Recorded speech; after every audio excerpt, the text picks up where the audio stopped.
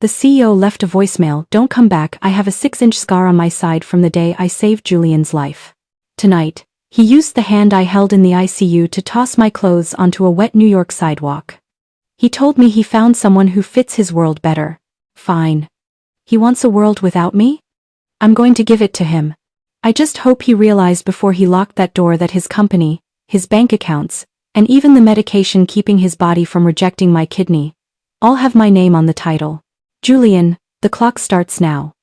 You have 12 hours of life left. Do you want to spend them begging, or should I just call the coroner now? Have you ever felt the exact moment your soul leaves your body? It's not like the movies.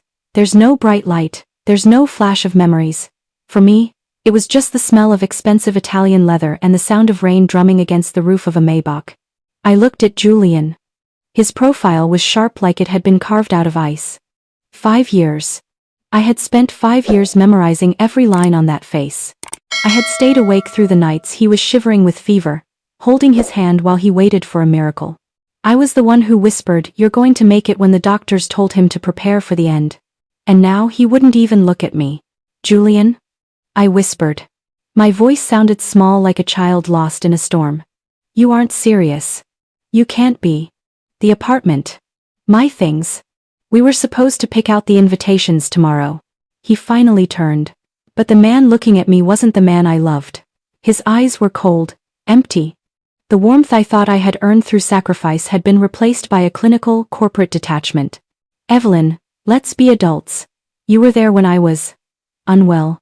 And for that, I've instructed my lawyers to cut you a check for $50,000. It's more than enough for someone with your background to start over. $50,000. That was the price of a kidney. That was the price of 5 years of ghostwriting his strategies, managing his life, and giving him my youth. My background? I asked. You mean the background I gave up for you? The family I walked away from because you told me they were toxic? Clara is coming home tonight, Evelyn. She's already at the airport. I need the penthouse cleared. I've already had your things moved. He didn't wait for me to respond. He reached across me, opened the door, and the cold New York air rushed in, smelling of exhaust and wet pavement. Get out, he said. I didn't move. I couldn't. My limbs felt like they were made of lead. So, he helped me. He reached over, unbuckled my seatbelt, and physically nudged me toward the open door. I tumbled out onto the sidewalk. My knees hit the concrete hard. I felt the skin tear, the sharp sting of the grit, and then the thud. A black industrial trash bag was tossed out after me. It landed in a puddle, the plastic crinkling with a sound that felt like a gunshot in the quiet street. The driver will take you to the station, Julian said, his voice muffled by the closing window. Don't call me. The number is already changed.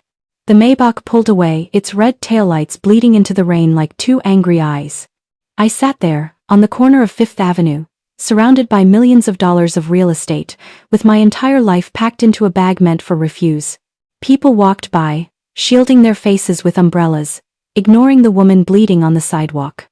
In New York, a woman crying over a trash bag is just background noise. I reached into the bag. My fingers brushed against my favorite sweater, the one Julian said he loved because it smelled like vanilla. It was soaked. At the bottom, I felt something hard. A framed photo. I pulled it out. It was a picture of us at the hospital, the day he was discharged. He was smiling. I looked exhausted, pale, holding my side where the incision was still healing. I looked at that photo, and something inside me, something that had been soft and submissive for 5 years, just snapped. The sadness didn't leave, but it grew a shell, a cold, hard casing of pure, unadulterated rage. Julian thought he had met me at a diner. He thought I was a girl with no past and no future. He thought he was the sun and I was just a planet caught in his gravity. He forgot one thing. You should never burn a bridge when you don't know who owns the water. If you've ever been discarded by someone you built from the ground up, you need to subscribe right now. Don't be the person who watches this and does nothing. Subscribe to show Julian and every man like him that we are watching. And if you're too weak to hit that button, go to the comments and explain why you think Evelyn deserved to be thrown out like trash. Tell us why you're on his side. I'm waiting. I stood up. My knees were shaking, but I stood. I didn't get into the car he provided. I didn't go to the station. I walked 3 blocks to a 24-hour pharmacy. I went to the back, to the payphone that nobody ever uses. My cell phone was dead, but I didn't need it. I knew one number by heart. A number I hadn't dialed since the day I told my grandfather I was marrying a good man. I put the coins in. My hands were freezing. "Hello? Grandpa?" I said. My voice didn't tremble this time. It was as cold as the rain outside. "Evelyn. It took you 5 years and 42 days. I assume the good man has finally shown his true colors. He threw me out, Grandpa. He's bringing Clara to the penthouse tonight. Then the game is over. You tried it your way, Evelyn. You tried to be normal. Now, it's my turn. Are you ready to come home? Or are you going to keep crying over a man who isn't worth the air in his lungs?" I looked at my reflection in the scratched glass of the phone booth. I didn't recognize the woman looking back. She looked dangerous. "I'm not coming home yet, Grandpa," I said. "I want to watch it happen. I want to see the moment he realizes that the anonymous donor who gave him his life is the woman he just left in the rain. Then I'll start the paperwork. By 8 a.m., Vane Enterprises will be in default. By 9 a.m., his medical insurance will be flagged for fraud. And Evelyn? Yes? Don't show him any mercy. I didn't raise a victim. I raised an heiress." As I hung up the phone, I looked at the clock. It was midnight. Julian had 8 hours of sleep left before his world ended. I wonder, if he knew what was coming, would he have even closed his eyes? They say the richest people in New York don't live in penthouses. They live in the shadows of the companies that own those penthouses. When I walked out of that pharmacy, I didn't look like an heiress. I looked like a ghost. My knees were still bleeding, staining my jeans a dark, rusted crimson. My hair was matted against my neck. But for the first time in 5 years, my head was clear. I didn't take a taxi to a hotel. I took a car sent by my grandfather to a glass tower in Midtown that didn't have a name on the outside. It didn't need one. Everyone who mattered knew that the Sterling Group lived here. And I was a Sterling. I stepped into the elevator. The mirrored walls showed me a woman I barely recognized. The Evelyn Vane who spent her mornings making Julian's kale smoothies and her evenings editing his boring corporate speeches was gone. In her place was the girl who had graduated top of her class in forensic accounting before she fell for a silver-tongued opportunist. I reached into the trash bag I was still carrying. I pulled out my laptop. It was cracked, but the internal drive was encrypted. Julian thought I was his secretary. He didn't realize I was his architect. 1:15 a.m. I sat in my grandfather's private study on the 40th floor. The city looked like a circuit board below me. I began to move the pieces. First, I logged into the Alethea portal. Julian thought Alethea was a small European venture capital firm that had provided his seed funding when he was nothing but a guy with a pitch deck and a failing kidney. He thought he had charmed the board. He didn't know the board was a single bank account controlled by me.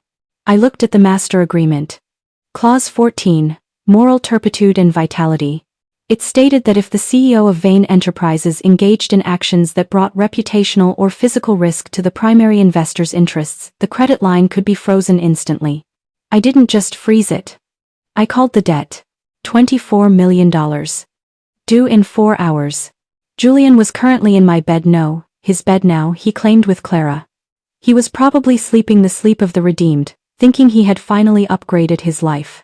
He had no idea that the very sheets he was lying on were technically owned by a holding company that was, at this very second, filing a notice of eviction.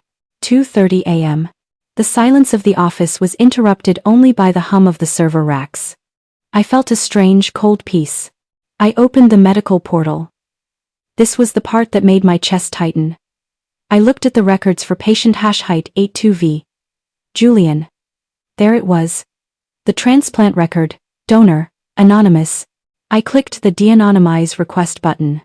This was a break glass in case of emergency move. My grandfather's foundation had a policy. If a donor's life was being endangered or exploited by the recipient, the donor had the right to reclaim their legal status. Why does that matter? Because Julian's postoperative care, the incredibly expensive, custom-synthesized drugs that kept his body from attacking my kidney, was funded by a grant tied to that anonymity. If the anonymity was broken due to a breach of contract, the grant vanished. I hit confirm. The screen glowed green. Request processed.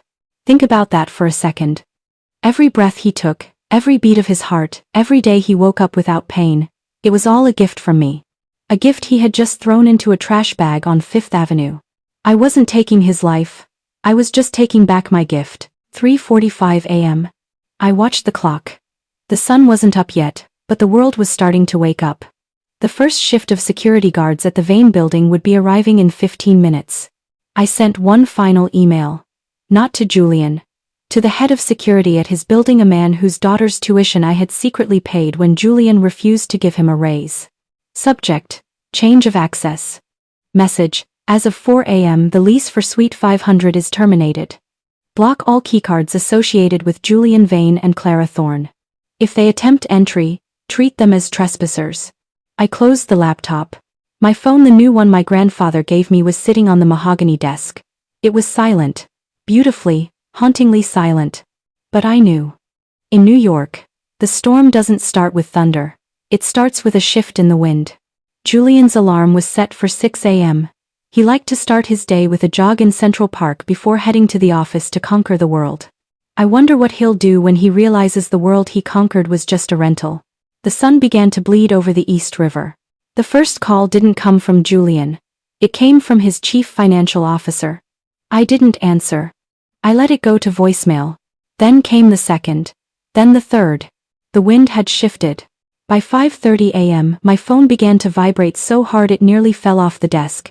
Incoming call, Julian. I didn't pick up. I wanted him to wonder. I wanted him to feel that first cold prickle of sweat on his neck when his black card gets declined at his favorite coffee shop. But it wasn't the coffee shop that broke him. It was the voicemail he left at 5:45 a.m. Evelyn. Evelyn, pick up. Security won't let me into the garage, they said. They said my car has been repossessed. What is this? This isn't funny, Evelyn. Call me back. Oh, Julian. We're just getting started. There is a specific kind of silence that happens in a crowded room when a powerful man loses his power. It's not an immediate hush. It's a slow, creeping cold like ink dropped into a glass of water. By 7 a.m., the rain had stopped, leaving New York looking polished and predatory. I was sitting in a corner booth at Sartori's. It's the kind of place where you don't get a table unless your net worth has at least 8 zeros. I was wearing a black silk trench coat and sunglasses, sipping a tea that cost more than Julian's first car. I knew he would come here. It was his ritual. Every Tuesday he brought his prize here to show them off to the board members who breakfasted at the window tables. Today, his prize was Clara. I saw them pull up in a yellow cab. A cab. I almost felt sorry for him. Almost. His Maybach had been towed from the penthouse garage at 5:15 a.m. His driver had been reassigned to my grandfather's security detail. Julian stepped out, looking ruffled. His suit was expensive, but his tie was crooked. Behind him, Clara was complaining, her high-pitched voice carrying even through the glass. She was holding a designer bag like it was a shield. They walked in, Julian's head held high, attempting to project the CEO energy he had spent 5 years stealing from me. The usual table, Marcus, and a bottle of the 96 Krug. We're celebrating. I'm afraid that won't be possible, Mr. Vane. Excuse me? What do you mean not possible? That table is reserved for Vane Enterprises every Tuesday. Mr. Vane, I received a notification from our corporate billing office 10 minutes ago. The Vane Enterprises corporate account has been flagged for immediate liquidation. Your membership has been suspended. Unless you have a personal card you'd like to try? I watched Julian's face. It was a masterpiece of ego meeting reality. He pulled out his sleek, titanium credit card, the one I had helped him apply for when his credit score was still in the gutter. Try this, he hissed. Marcus took the card, swiped it, and handed it back within 3 seconds. Declined, sir. Code 05. Do you have another? That's impossible. There's 4 million in that account. Not according to the bank, sir. Next in line, please. The room went quiet. The CEO of the Thorne Group, the father of the woman Julian was currently holding, was sitting 3 tables away. He looked up from his Wall Street Journal, his eyes narrowing. Clara looked like she wanted to melt into the floor. She wasn't built for declined cards. She was built for yachts and open bars. Julian, what is going on? She whispered, her voice sharp enough to cut. This is embarrassing. It's a glitch, Clara. A mistake. Julian turned, his eyes scanning the room like a trapped animal. And then, he saw me. I lowered my sunglasses just enough for our eyes to meet. I didn't smile. I didn't wave. I just tilted my teacup in his direction. The color drained from his face so fast I thought he might faint. He realized then that the glitch wasn't in the system. The glitch was that he thought he could throw me away and keep the life I built for him. He stormed toward my table, Clara trailing behind him like a confused puppy. Evelyn. What did you do? I know this is you. Stop this childish game right now and fix my accounts. I took a slow sip of my tea. I waited 5 seconds. 10. I let the silence stretch until the people at the neighboring tables started leaning in to hear. Julian, I said, my voice smooth and loud enough to carry. You look tired. Is the stress of being a self-made man finally getting to you? I will sue you into the dirt. You have no authority over those accounts. Actually, I said, leaning forward, I have the only authority. You see, when you told me not to come back, you forgot that I am the sole signatory for the Alethea Fund. And since the Alethea Fund owns 51% of your company's voting shares, I didn't just freeze your accounts. I fired you. You what? You're no longer the CEO, Julian. You're just a guy who owes a very large medical foundation a very large amount of money. And judging by that declined card, you can't even afford the toast. I stood up, leaving a $100 bill on the table for the tea. As I walked past him, I leaned into his ear. Clara tried to step between us, but I looked at her once, and she froze. 46 missed calls, Julian? You're going to need to double that. Because by noon, the hospital is going to call about your kidney medication. And I'm the only one who can sign the release. I walked out into the New York sun. Behind me, I heard the sound of Julian screaming my name. But for the first time in 5 years, I didn't turn around. The human body is a fragile thing. We spend our lives pretending we're invincible, building empires of glass and steel, but we're all just a few milligrams of chemistry away from collapse. Julian Vane thought he was a god because he had a $1 billion valuation. He forgot that he was only standing upright because of a piece of me that was currently tucked under his ribs, doing the work his own body couldn't. I was sitting in the back of a black SUV, parked outside the Sterling Medical Institute. It's a place where the elite go to buy time. Julian had an appointment at 11 a.m. for his weekly infusion, the custom-tailored cocktail of immunosuppressants that kept his body from recognizing my kidney as a foreign object. Without it, the clock starts ticking. Within 48 hours, the fever starts. Within 72, the organ begins to shut down. I watched him arrive. He didn't have his Maybach. He didn't even have a cab this time. He arrived in an Uber X, a silver Camry that looked out of place in the circular drive of the institute. He looked frantic. His hair, usually slicked back with perfection, was falling over his forehead. Clara wasn't with him. I noticed that immediately. Clara was a fair-weather queen. The moment the card started declining and the CEO title vanished, she had likely checked into a spa to think things over. Julian ran toward the glass doors. I stepped out of my car. Julian, I called out. My voice wasn't loud, but it cut through the city noise like a razor. He spun around. When he saw me, he didn't look angry anymore. He looked terrified. That's the thing about bullies, they only have teeth when they think you're afraid of them. Evelyn. Thank God. Look, I don't know what you did with the accounts, but the clinic just called. They said my anonymity grant has been revoked. They said my insurance won't cover the infusion. It's $60,000, Evelyn. I don't have it. My personal accounts are locked. I walked toward him, my heels clicking on the pristine pavement. I stopped just a few feet away. I could see the sweat on his upper lip. I know, Julian, I said. I'm the one who revoked the grant. Are you insane? I'll die. If I miss this dose, the rejection cycle starts. You can't be this cruel. You loved me. I did love you, I said. And for a second, my voice actually shook. I remembered the nights in the hospital. I remembered the pain in my own side after the surgery, a pain I hid from him because I didn't want him to feel guilty. I remembered the way I smiled through the tears when the nurse said, "The recipient is doing great thanks to the donor." I looked him dead in the eye. I loved you so much that I gave you a part of my own body. And you rewarded me by throwing me out like a bag of trash so you could bring another woman into the bed where I spent my recovery. You tell me, Julian, Who is the cruel one?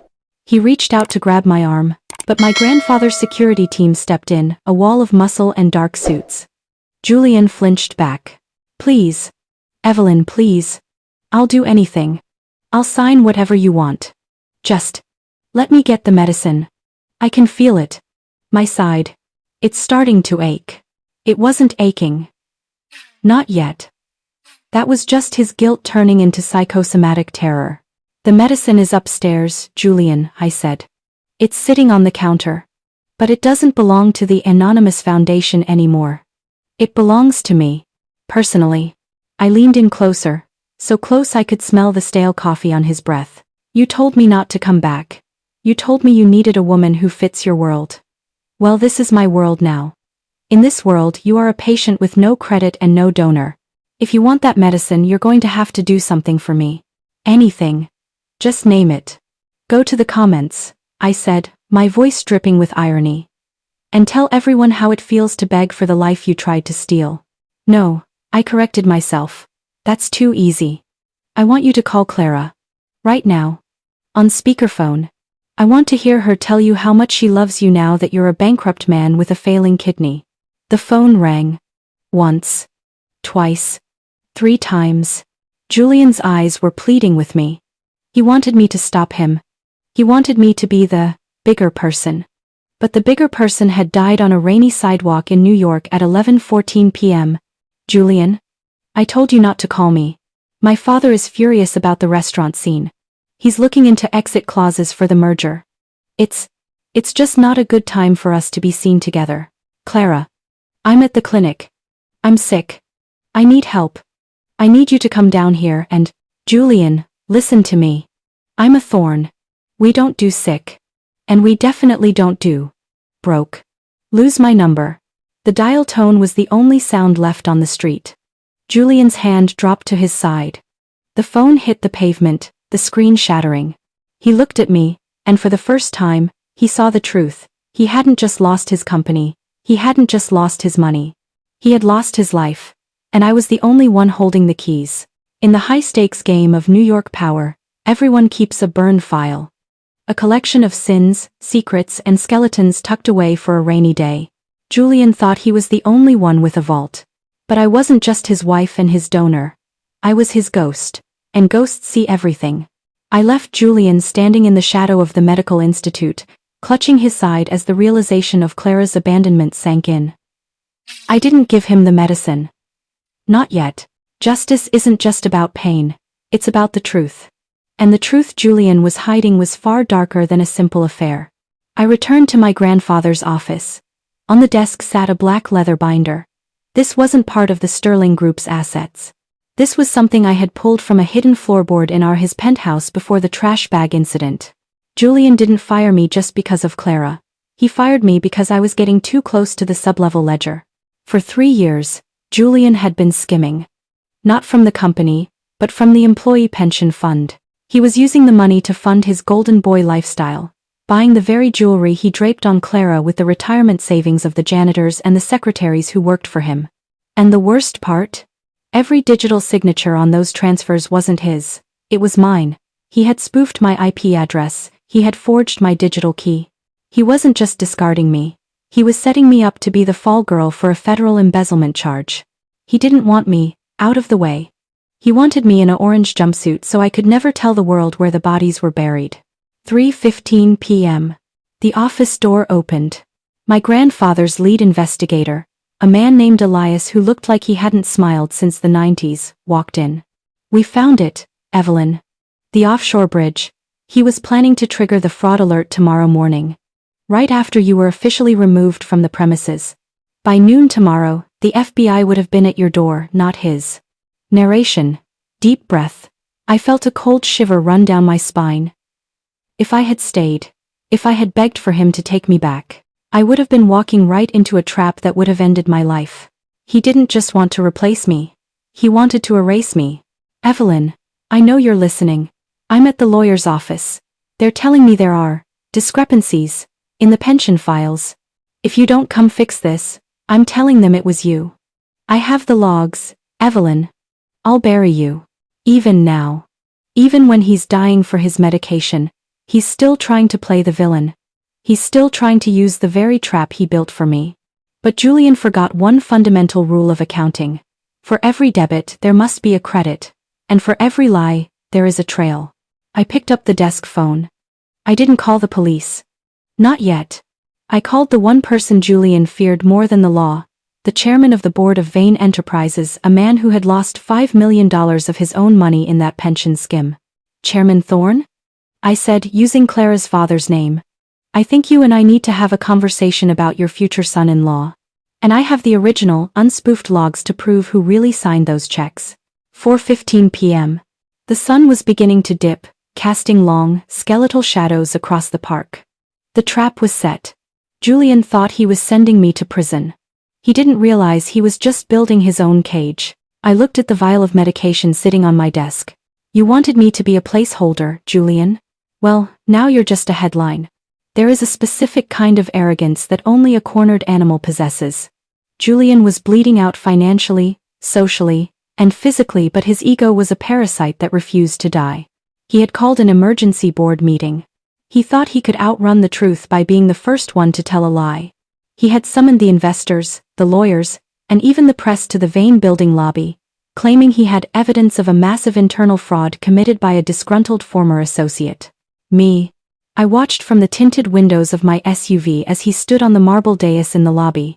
He was wearing a fresh suit, likely one he'd swiped from a secondary closet he still had access to, and he was wearing that visionary smile that used to make me melt. Now, it just made me want to burn everything he touched. I didn't sneak in. I didn't hide. I walked through the front doors of the building that still had his name on the glass, but my lease termination order in the system. The security guards, the ones Julian had tried to order around just hours ago, stepped aside for me. One of them, a man named Roberto whose wife's medical bills I'd quietly settled last year, gave me a subtle nod. She's here, someone whispered. The cameras swung around like the barrels of a tank. The flashbulbs were blinding, but I didn't blink. I walked straight down the center aisle, the crowd parting like the Red Sea. And there she is, Evelyn Vane. Or should I say, the woman who managed the accounts while $20 million of employee pensions vanished into offshore ghosts. Officers? She's right there. Two men in suits, private investigators Julian had hired with the last of his hidden cash, stepped toward me. I didn't stop walking. I didn't look at them. I looked at the man on the stage. Julian, I said. I didn't need a microphone. The room was so silent you could hear the hum of the air conditioning. You always were a better storyteller than a CEO. But you forgot one thing about ghosts. They don't just haunt, they reveal. I reached into my bag and pulled out a stack of documents, bound in the blue ribbon of a certified forensic audit, but I didn't hand them to the police. I handed them to Arthur Thorne, Clara's father, who was sitting in the front row, looking like he wanted to swallow a grenade. Arthur, I said, my voice projecting to the back of the room. Check page 42. You'll find the IP address logs for every single Alethea transfer. They weren't sent from my laptop. They were sent from a private server located in Julian's meditation room at the penthouse. A server I didn't even have the biometric key for. Julian. What is this? She's lying. She forged those logs. She's trying to destroy me because I broke up with her. I took one more step up the stairs. I was now standing on the dais, inches from his face. I could see the panic in his eyes, the way his pupils dilated, the way his breath was hitching. And Julian? I whispered, just for him. The doctors called me. They said you missed your window.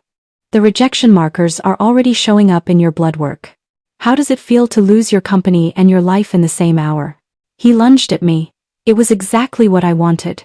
In front of the cameras, in front of the board, in front of the world, the golden boy of New York tech lost his mind. He grabbed my shoulders, screaming, his face contorted in a mask of pure, ugly rage. Give it to me. He shrieked. Give me the signature. I'll kill you, Evelyn. He just assaulted her on live television. The man who stole her kidney and tried to steal her freedom just showed the world exactly who he is. If you aren't hitting the subscribe button right now to see him dragged away in cuffs, then you're part of the problem. Go to the comments and tell us why you think it's okay for a man to attack the woman who saved his life. I want to see your names. I want to see who supports a monster. The cameras captured it all. The hero of Wall Street, pinned to the floor by his own security team, screaming like a madman while I stood over him, perfectly still, perfectly calm. Arthur Thorne stood up. He didn't even look at Julian. He looked at me. Evelyn. I think we need to discuss a new chair for this board. Immediately. A small victory. The first of many. Julian was being let out in zip ties, not for the embezzlement, not yet, but for the assault. As they dragged him past me, he looked at me one last time. He wasn't screaming anymore. He was sobbing. Evelyn, he choked out. Please. The medicine. I'm starting to feel it. The pain. Please. I looked at my watch. The sun is setting, Julian, I said. And I don't give gifts to strangers. They say that in a den of snakes, the one that rattles is the least of your worries. It's the one that stays silent, blending into the background, that delivers the killing blow. Julian was gone. Dragged out in plastic zip ties, his reputation shattered on the marble floor of his own lobby. The board members were dispersing, whispering like frightened crows. But I didn't feel the relief I expected. Because as I watched Julian be pushed into the back of that cruiser, I saw someone else. Clara Thorne was standing by the elevators. She wasn't crying. She wasn't frantic. She was calmly tucking a strand of blonde hair behind her ear, her eyes fixed on a tablet in her hand. She looked up and caught my eye. She didn't look away.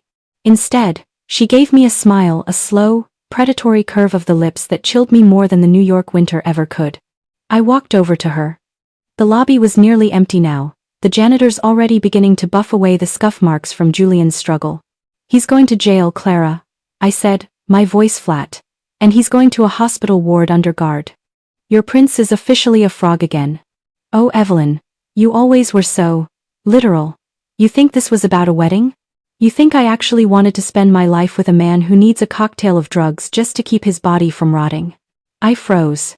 My heart hammered against my ribs, the ribs that used to protect the kidney that was currently failing in Julian's body. What are you talking about? I asked. Julian was a tool. A very shiny, very stupid tool. He thought he was skimming that pension fund for us. He thought he was building a nest egg for our life in the Caymans. He didn't realize that I was the one who provided him with the secure server. I was the one who taught him how to spoof your IP. I felt the world tilt. You set him up, I whispered. You didn't just help him frame me. You framed him. I'm a thorn, Evelyn. My father owns the buildings, but I want the souls inside them. The Thorne Group was never going to merge with Vane Enterprises. We were going to consume it. Once Julian triggered the fraud alert against you, I was going to trigger the internal ethics audit against him. He would go to prison, you would go to prison, and I would acquire the Vane patents for pennies on the dollar through a shell company. She stepped closer. She smelled like expensive lilies, the kind they put on top of coffins. The only thing that went wrong, Clara whispered, was that you grew a backbone earlier than I expected. You ruined the timing. But it doesn't matter. Look at your phone, Evelyn. I pulled out my device. My hands were cold. A notification popped up. A news alert. Breaking.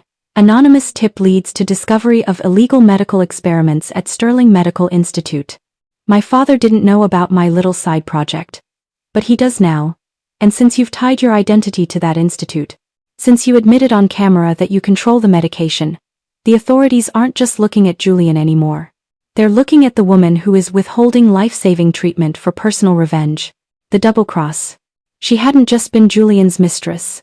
She had been the architect of the entire collapse. She had used Julian to destroy me, and when I fought back, she used my own revenge to paint me as a medical criminal. Enjoy the headlines tomorrow, Evelyn. By the time they realize the anonymous tip came from me, I'll have signed the papers to take over your grandfather's foundation. After all, a scandalized heiress is a liability. And the Sterling board loves a thorn. She walked away, her heels clicking a rhythmic victory march on the marble. I stood there in the dark. I looked at the vial of Julian's medicine in my pocket. I looked at the news alert on my screen. Julian was a snake. But Clara was the venom. I pulled out my phone and dialed a number that wasn't in my contacts. It was a number I had memorized from Julian's sub-level ledger, the number of the one person Clara Thorne feared. Her father's rival. Hello? A voice answered. This is Evelyn Sterling, I said. I have the encryption keys to Clara Thorne's private server. I think it's time we discuss a hostile takeover. Of a different kind. They say that when you set out on a journey of revenge, you should dig 2 graves. But they never tell you what to do when your enemies have already started digging yours. I wasn't at the penthouse. I wasn't at my grandfather's estate. I was in a safe house in Dumbo, a converted industrial loft that looked out over the Brooklyn Bridge. The steel cables of the bridge looked like the strings of a giant harp, playing a silent dirge for the woman I used to be. I sat on the floor, surrounded by 3 different laptops and a sea of paper. The burned file was no longer just a folder. It was a map. A map of the Thorne family's jugular. Clara Thorne thought she had won. She thought by leaking that medical experiment tip, she had turned me from a victim into a villain. She thought the public would see me as a bitter ex-wife holding a man's life hostage for a kidney he didn't deserve. But Clara made a mistake. She assumed I was playing the same game she was. She was playing for money. She was playing for reputation. I was playing for extinction. Evelyn, you're playing with fire. If the feds trace that server back to you before we flip the script, you won't just lose the foundation. You'll lose your freedom. Clara's fingerprints are deep, but they're clean. She uses proxies for everything. Everyone has a proxy until they get desperate, Elias, I said, my voice sounding like it was coming from the bottom of a well. Clara's weakness isn't her greed. It's her father. Arthur Thorne spent 40 years building a legacy of old money integrity. He doesn't know his daughter is a digital pirate. I began to type. Command. Execute. Trace. I wasn't looking for the pension money anymore. That was small time. I was looking for the Thorne Foundation's tax-exempt filings. If Clara was as smart as she thought she was, she wouldn't just skim from Julian. She would use Julian's company to wash the money her father was hiding from the IRS. And there it was. Bingo. 11:45 p.m. Julian had been transferred to the prison ward at Bellevue Hospital. My sources told me his fever had started. The rejection markers were climbing. The guards were reporting that he was calling out my name in his sleep, not in love, but in a terrified, high-pitched plea. I looked at the vial of medication sitting on the edge of my desk. It looked so small, so insignificant. 46 missed calls, I muttered to the empty room. And now you're waiting for the one call that will never come. While Julian is sweating in a hospital bed and Clara is sipping champagne to celebrate her victory, Evelyn is building a digital guillotine. If you think people like Clara Thorne should get away with destroying families for a tax break, go ahead, keep scrolling. But if you want to see what happens when an heiress turns into a hunter, subscribe right now. Don't be the one who misses the moment the Thorne empire turns to ash. Leave a comment below if you think Evelyn should save Julian, or let him feel every second of the rejection. I want to know who among you still has a heart, and who has a spine. 1:30 a.m. The strategy was simple, but lethal. Step 1.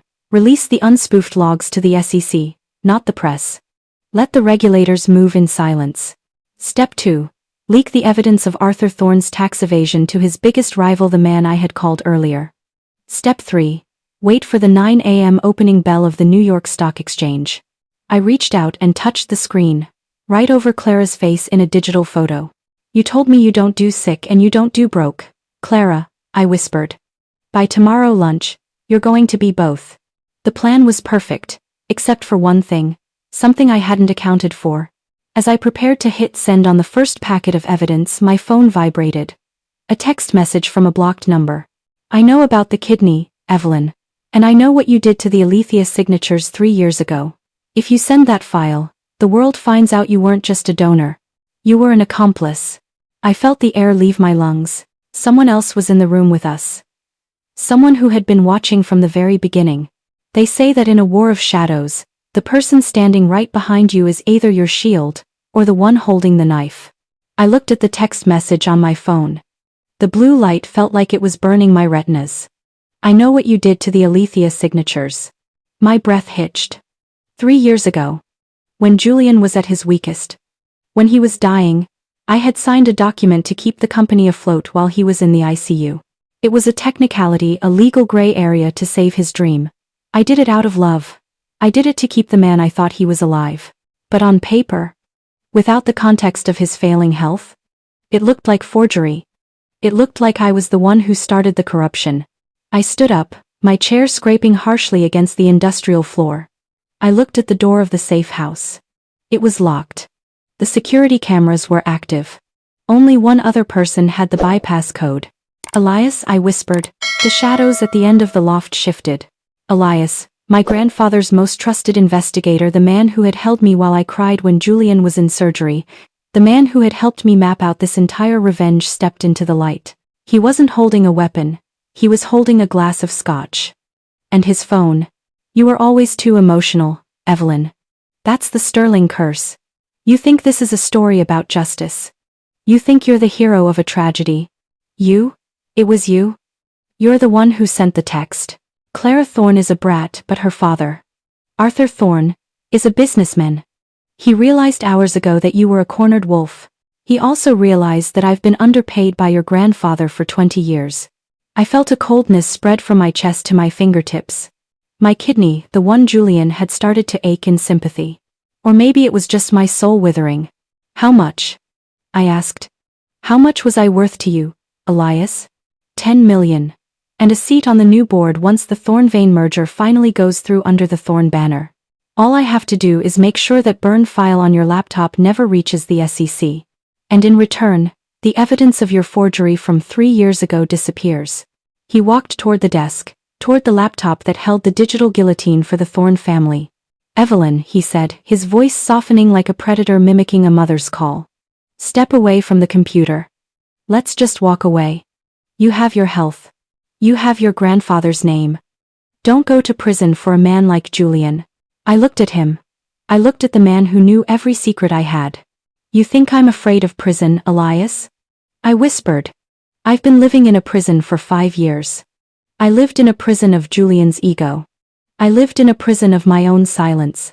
You think a set of iron bars is scarier than the look on Julian's face when he realized Clara didn't love him? 3:30 a.m. Elias took a step forward. He was faster than he looked. He reached for my arm, his grip like a vice. Don't be a martyr, kid. It doesn't pay well. I didn't pull away. I leaned in. You're right, Elias, I said. Being a martyr is a waste of time. But you forgot one thing about forensic accountants. We always keep a backup of the backup. I didn't hit send on the laptop. I hit broadcast. Check your phone, Elias, I whispered. His brow furrowed. He pulled his phone from his pocket. His eyes widened. What? What is this? That's a live stream, I said. To my grandfather. To the SEC. And to the FBI field office in Lower Manhattan. Everything you just said, the 10 million, the Thorne deal, the threat about my signatures, it was all recorded by the hidden camera in the smoke detector. The one I installed 2 hours ago because I don't trust anyone who drinks scotch at 2 a.m. 4:45 a.m. The sound of the sirens wasn't distant anymore. They were echoing off the brick walls of the Dumbo warehouses. Elias dropped his glass. It shattered on the floor, the amber liquid looking like a stain of broken promises. He didn't even try to run. He knew. In this city, once the Sterling name is used against you, there is nowhere to hide. You've destroyed everything. Elias hissed, his voice trembling. The Thorne family will bury you for this, Evelyn.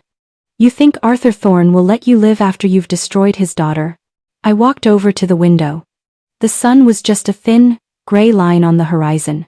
Arthur Thorne is currently being served with a search warrant for his tax records, I said, without looking back. And Julian? Julian is currently realizing that the forgery I signed 3 years ago was actually a document that transferred his personal power of attorney to me in the event of medical incapacity. I don't just own his company, Elias. I own his medical decisions, and I just decided. He's moving to a public ward. They say hospitals are the great equalizers. It doesn't matter if you're a billionaire or a beggar. Once you're under those fluorescent lights, you're just a collection of symptoms and a chart at the end of a bed. I stood in the doorway of Ward 4B. The private suite Julian had demanded was gone. The silk sheets were gone. Here, the air smelled of bleach and industrial floor wax. Julian lay in the center bed, flanked by a man coughing behind a curtain and a teenager with a broken leg. He looked small. Without the bespoke suits and the $500 haircuts, he was just a man with a graying face and eyes that were yellowing from the toxins his body, my kidney, could no longer filter. I walked to the side of his bed. The sound of my heels on the linoleum was the only thing that woke him. His eyes flickered open. For a split second he looked at me with the old Julian gaze, arrogant, demanding. Then, the memory of the last 24 hours flooded back, and his expression crumbled into something pathetic. Evelyn, you're here. The doctors. They won't tell me anything. They said my insurance was. We're classified. I'm in a public ward, Evelyn. Look at this place. I'm going to catch an infection. Please. Get me back to the Sterling wing. I pulled the visitor's chair over. I sat down and crossed my legs, smoothing out the fabric of my skirt. The Sterling wing is for people who have a future, Julian, I said. And as of 4 a.m., I am the one who decides what yours looks like. Do you remember the capacity clause I signed 3 years ago? The one you tried to use as evidence of my forgery? I was desperate, Clara said. Clara isn't here, Julian, I interrupted. Clara is currently being questioned by the SEC. Her father is being raided by the IRS. You're all alone in this room with me. And that forgery? It's a legally binding power of attorney. It means that while you are medically compromised, I am you. I sign your checks, I sell your assets. And I decide which medications you receive. Give it to me, then. Sign the release for the anti-rejection meds. I can feel the fever, Evelyn. My skin feels like it's on fire. If you don't sign it, the kidney will die. Your kidney will die. You wouldn't let that happen. You're not a killer. I leaned in, my face inches from his. I could see the terror reflected in his pupils. You're right, Julian. I'm not a killer. I'm an auditor. And I've finished auditing our marriage. You owe a debt that can't be paid in dollars. You stole my youth, you stole my work, and you tried to steal my freedom by framing me for your crimes. I reached into my bag and pulled out a single, legal-sized envelope. I laid it on his chest. It felt heavy, like a tombstone. Inside that envelope is a confession, I said. It details every cent you skimmed from the pension fund. It details how you and Clara manipulated the Alethea server. It's a full admission of guilt. I'll never sign that. I'll go to prison for life. If you don't sign it, I said, standing up, I walk out of this room. I'll instruct the hospital that I am considering the treatment options.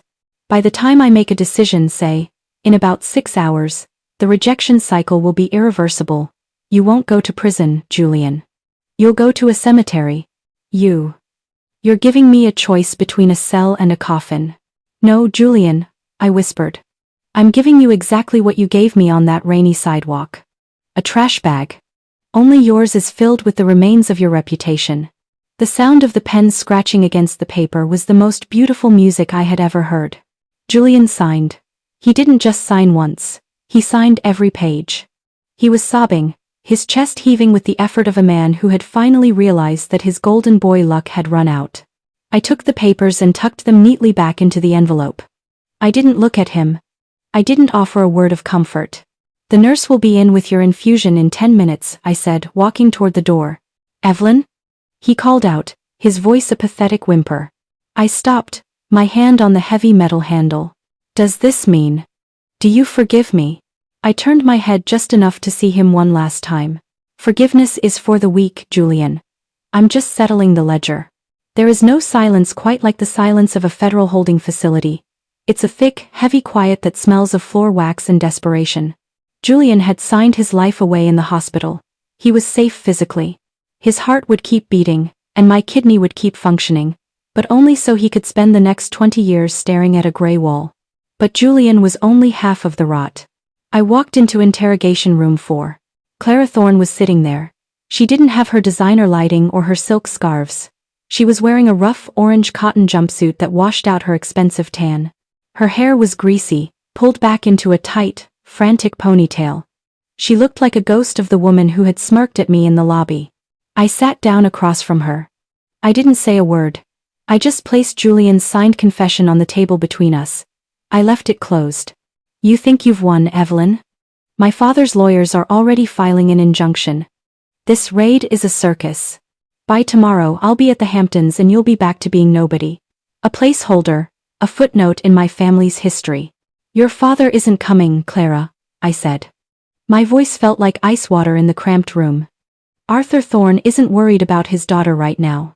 He's worried about the fact that the IRS found the bridge accounts Julian mentioned in his confession. Your father is currently sacrificing you to save his own empire. Liar. Julian would never talk. He loves me. He needs me. Julian needs to breathe, Clara. I leaned forward, the shadows of the room deepening. And I was the one holding his oxygen. Do you want to know what he traded for his medicine? Do you want to know what he said when I asked him about the server keys? I opened the folder. Page 12. Paragraph 4. Read it, Clara, I whispered. Read the part where he describes, in detail, how you were the mastermind behind the pension scheme. Read the part where he says he only did it because you threatened to cut off his medical funding. No. No, he wouldn't. He's a coward, but he wouldn't. He did, I said. He gave you up in exchange for a ward bed and a bottle of pills. He chose a kidney over you. Just like you chose his money over me. The mask finally broke. Clara didn't scream. She didn't cry. She made a sound like a wounded animal, a high, thin keening that echoed off the concrete walls. She realized then that she was the placeholder. She was the one Julian used to feel powerful, and the moment that power was threatened, he threw her under the bus with the same casual cruelty he had shown me. I hate you. You think you're so pure? You're a monster, Evelyn. You watched him die. You tortured him. I didn't torture him, Clara. I just stopped pretending his lies were my responsibility. You and Julian built a house of cards on top of my life. I didn't have to knock it down. I just had to stop holding it up. I stood up. I had seen enough. The woman who had tried to erase me was now being erased by the very system she tried to weaponize. As the heavy door clicked shut behind me, I felt a weight lift, not the weight of anger but the weight of the girl who used to care what people like Clara thought. I walked out into the crisp New York afternoon. My phone buzzed. A text from my grandfather. The Thorn assets are being frozen. The board has called an emergency session. They want to know if you're ready to take the chair. I wasn't just ready. I was already sitting in it. In New York, you never truly kill a beast. You just create a vacuum. And in this city, a vacuum is an invitation for something even hungrier to move in. I thought I had cleared the board. Julian was in a hospital bed facing a prison cell. Clara was in a jumpsuit. And Arthur Thorne was drowning in a sea of red tape. I was supposed to walk into the Vane building and take my seat as the savior. But as I stepped into the elevator of the Sterling Group, the digital ticker on the wall caught my eye. Vane Enterprises stock wasn't crashing. It was surging. Elias. I shouted, then froze. Elias wasn't there. He was in custody. I was alone in the war room. I scrambled to my laptop, my fingers flying across the keys. Someone was buying. Not just a few shares, they were executing a massive, coordinated hostile takeover. They were snapping up every panicked sell-off from the minor shareholders at a premium. By 2:15 p.m., 15% of the company had changed hands. By 3 p.m., it was 30. I checked the buyer's ID. It was masked through a series of shell companies in the Cayman Islands. It wasn't the Thorne Group. It wasn't my grandfather. It was an entity called the Phoenix Syndicate.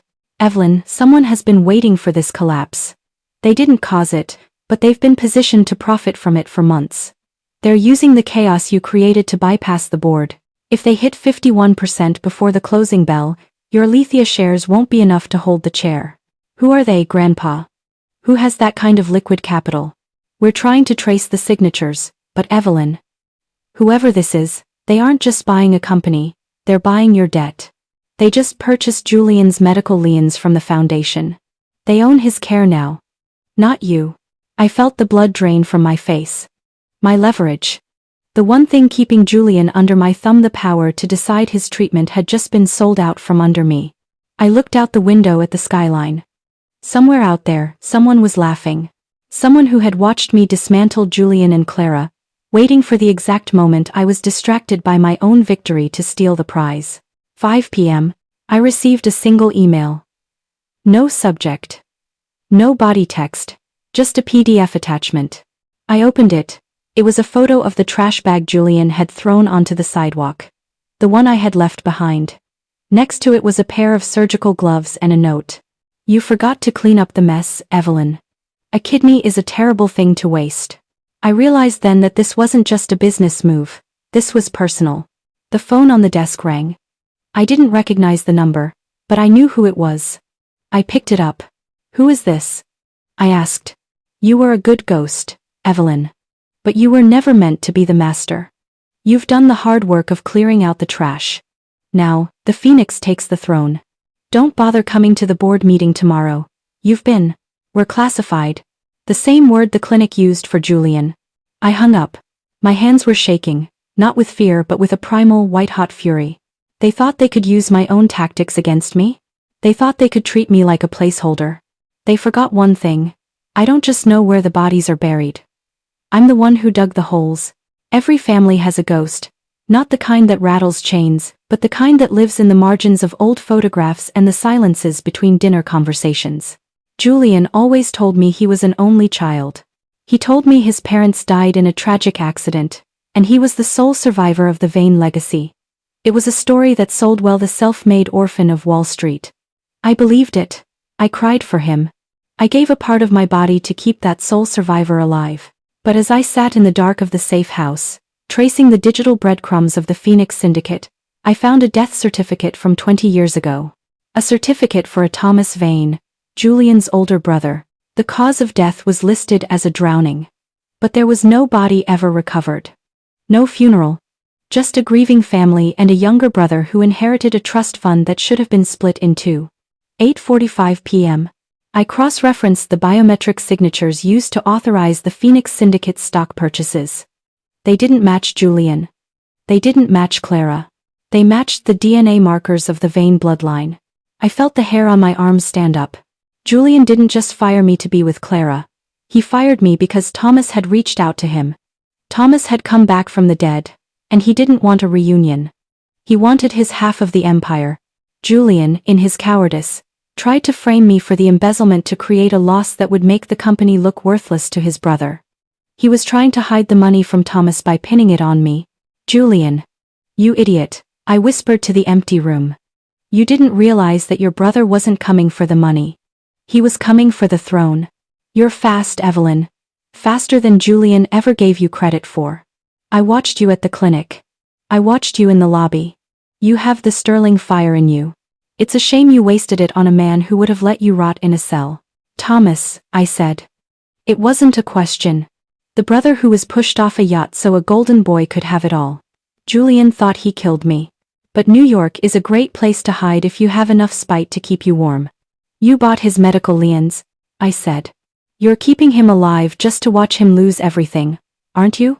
You don't want him in prison yet. You want him to see you sitting in his chair. Precisely. But you, Evelyn, you're a complication.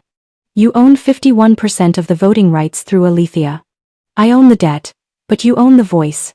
I'm calling to offer you a graceful exit. Give me the Alethea keys, and I'll ensure Julian spends the rest of his life in a state-run facility where the nurses forget to change his bandages. I'll even give you your $50,000 back. With interest. 11 p.m. I looked at the encryption key. The power to hand the empire to a vengeful ghost or to keep fighting a war on two fronts. Thomas, I said, my voice as smooth as silk. You've spent 20 years wanting to destroy Julian. I've spent the last 48 hours doing it for you. You think I'm going to hand over the keys to the kingdom just because you have a sad story? I don't want a graceful exit. I want a seat at the table. You want the Vane name? Fine. But the Vane building is sitting on my lease. The Vane patents are under my signature. You want the throne? You're going to have to pay a much higher price than $50,000. Thomas Vane laughed. It was a sound like dry leaves skittering over a grave. And what is your price, Evelyn Sterling? I want the Thorn Group, I said. I want Arthur and Clara to lose every brick, every stone and every cent. You take the Vane name. I take the Thorn City. And Julian. Julian belongs to both of us. The alliance was forged in the dark. By morning, the world wouldn't just see a corporate merger. They would see a massacre. There is a specific kind of silence that haunts the mansions of the ultra-rich in the early hours of the morning. It's the silence of a fortress that doesn't realize its walls have already been breached. The Thorn estate in Greenwich was a monument to stolen labor and ancestral greed. High iron gates, weeping willows, and enough marble to pave a highway to hell. Arthur Thorn thought he was safe here, sheltered by his lawyers and his legacy. He thought he had successfully sacrificed his daughter and Julian to save the core of his wealth. He was wrong. He didn't realize that when you try to drown a sterling, we don't just swim. We take over the ocean. I stepped out of the lead SUV. I wasn't wearing a cardigan or a medical bandage anymore. I was wearing a suit the color of a midnight bruise and heels that sounded like a firing squad on the pavement. Beside me stood Thomas Vane. He looked like his brother, but with none of the weakness. His eyes were the color of the North Atlantic, cold, deep, and unforgiving. 20 years I waited to walk through a door like this. Julian always told me Arthur was his mentor. He didn't mention that Arthur was the one who provided the yacht I fell from. It's time to settle the family debt, Evelyn. We didn't knock. We didn't ring the bell. Thomas held a master key, a digital override he'd acquired when he bought the security firm that monitored the Thorne properties. The double doors swung open. Inside, the air was warm and smelled of beeswax and old money. Arthur Thorne was sitting in his breakfast nook, a copy of the Financial Times in one hand and a cup of espresso in the other. He looked up, his face shifting from annoyance to a mask of pure, unadulterated shock. Evelyn? How dare you? This is private property. I've already spoken to the SEC. Whatever Julian told you is a lie from a dying man. I walked to the table and pulled out a chair. I didn't wait for an invitation. Arthur, I said. You should check the news before you check your pride. The Phoenix Syndicate just closed on the acquisition of the Thorne Group's primary debt, and since I am the majority shareholder of the syndicate's voting bloc, technically, I'm your landlord. And I'm here to tell you that your lease on life has expired. You're insane. You can't buy the Thorne Group. We are an institution. Institutions crumble, Arthur. Especially when they're built on the bones of the children you tried to murder. Do you remember me? Or did you think the ocean was better at keeping secrets than a sterling? The color didn't just leave Arthur's face. It seemed to leave his entire body. He looked like an old man suddenly realizing he was standing on a trapdoor. Thomas? He breathed. But. Julian said. Julian said what you told him to say, Thomas hissed. But while you were busy trying to frame Evelyn for a pension scheme, I was busy buying the derivatives of your offshore holdings. Every cent you hid from the IRS? It's currently being transferred into an escrow account controlled by the Sterling Foundation. For the victims of your investments. I laid a single sheet of paper on the table. It wasn't a confession. It was a deed of transfer. Sign this, Arthur, I said. Transfer the Greenwich estate and the Thorne building to the Phoenix Syndicate. In exchange, I won't give the FBI the recordings of Clara admitting you knew about the Alethea spoofing from day one. You can go to a penthouse in Florida and fade away. Or you can stay here and wait for the handcuffs. Arthur looked at the paper. He looked at the man he thought he killed. And then he looked at me, the woman he called a placeholder. He signed. His hand was shaking so hard the pen tore the paper, but he signed. As we walked back to the cars, Thomas looked at me. What about Julian? He asked. He's still in that public ward. The rejection is setting in. He won't last another week without your signature for the next phase. I looked back at the Thorne mansion, a cold, empty shell of a house. The ledger is almost closed, Thomas, I said. But there's one more person who needs to see the final balance. I wasn't going to the hospital. I was going to the airport. They say that the hardest part of a journey isn't the climb, it's the moment you reach the top and realize how much of yourself you had to leave behind to get there. I stood in the doorway of Julian's room one last time. It wasn't the chaotic, frantic scene from 2 days ago. The public ward had been cleared out by Thomas's orders, leaving Julian alone in a sea of empty beds and white curtains. He was awake, but barely. The yellow tint in his eyes had deepened, a physical manifestation of the rot that had started in his soul and moved to his blood. He didn't look like a CEO, he didn't even look like a man. He looked like a hollowed-out tree, waiting for the first strong wind to knock him over. I sat down. I didn't say anything for a long time. I just watched the sunlight crawl across the linoleum, a golden finger pointing at the man who had tried to destroy me. Evelyn, is it over? Clara, her father. They won't answer my calls. I heard a rumor in the ward. They say the company is gone. They say a Vane bought it. But that's impossible. I'm the only one left. You were never the only one, Julian, I said. You were just the only one who stayed to burn the house down. Thomas is alive. He's the one who bought your debt. He's the one who is currently sitting in the office on Fifth Avenue, stripping your name off the glass. Thomas? No. He's dead. I saw the water. I saw. You saw what you wanted to see, I interrupted. Just like you saw me as a placeholder. Just like you saw the pension fund as your personal piggy bank. You have a habit of only seeing what makes you feel powerful, Julian. But power is a debt. And the bill is finally due. He tried to touch my hand. I didn't pull away. I didn't flinch. I just let him see the wedding ring. I was still wearing the one I had meant to take off a dozen times but kept on as a reminder of the price I paid for my wisdom.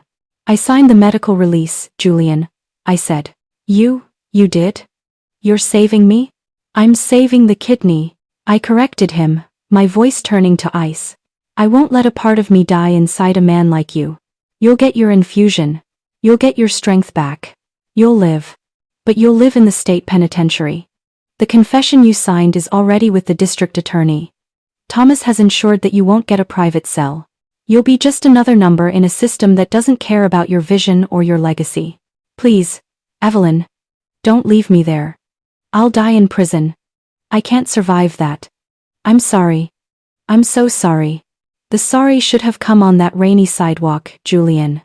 It should have come when you were skimming the money of people who worked 20 years for a retirement you stole. Now it's just noise. I stood up. I took the ring off my finger. It felt lighter than it should have. I placed it on the bedside table, right next to his water cup. I gave you my kidney to save your life, I whispered. I'm taking back my soul to save my own. I walked out of the hospital and into the cool evening air. The city was glowing, a million lights fighting back the dark. For the first time in 5 years, I didn't have a plan. I didn't have a schedule. I didn't have a man to protect or a secret to keep. I was Evelyn Sterling. And New York was finally mine. They say that time heals all wounds. I think that's a lie. Time doesn't heal the wound. It just builds a city around the scar. It teaches you how to live with the mark of the blade until one day, you look at your reflection and realize the scar is the most beautiful thing about you. It's been exactly 1 year since that rainy night on Fifth Avenue. I'm sitting in the same office where I once worked as a ghost. But the name on the door doesn't say Vane. And it doesn't say Thorne. It simply says, Sterling. I still keep a copy of the New York Post from 6 months ago on my desk. The headline is framed, The Fall of the Empire. Arthur Thorne is in a gated community in Florida, just as promised, but he's not playing golf. He's spent the last year watching his legal fees eat away at the small pittance I allowed him to keep. He's a king without a kingdom, wandering a 3-bedroom ranch, yelling at a television that doesn't care who he used to be. Clara Thorne is serving 8 years for conspiracy and wire fraud. My sources tell me she's the head of the prison's laundry detail. The woman who couldn't stand the smell of a public ward is now spending her days bleached and tired, folding the jumpsuits of women she once wouldn't have looked at. And Julian. I visit the prison hospital once a quarter. Not to speak to him, but to ensure the kidney is doing its job. Thomas keeps his word. Julian has the best medical care a prisoner can get. He's healthy. He's strong. And he has 24 more years to think about the woman he threw away like trash. He sends me letters. I don't open them. They go straight into the shredder, the paper teeth of the machine turning his apologies into confetti. Some ledgers can never be balanced with words. The quarterly reports are in, Evelyn. The foundation has funded 3,000 transplants this year. All anonymous. All free. You've turned a den of thieves into a sanctuary. We did, Thomas, I said. We just had to clear out the trash first. People ask me if I regret it. If I regret the kidney, the marriage, or the revenge. I tell them the same thing every time. I don't regret the pain, because it taught me the value of my own power. I don't regret the love, because it showed me how much I have to give to the right person. I was a placeholder for a man who didn't deserve a shadow. Now I am the sun. If you're listening to this, and you're sitting on a rainy sidewalk right now, if you've been betrayed, or used, or told you're nothing, look at me. The world might take your things. They might take your heart. They might even take a part of your body. But they can never take your truth unless you give it to them. The story is over, but your journey is just beginning. If you've stayed with me, it's because you know what it's like to want justice. Subscribe now, and join a community of survivors who refuse to be silent. If you won't subscribe, then you're choosing to be a footnote in someone else's story. Go to the comments one last time and tell me, Are you a placeholder, or are you the CEO of your own life? I'll be waiting to see who rises.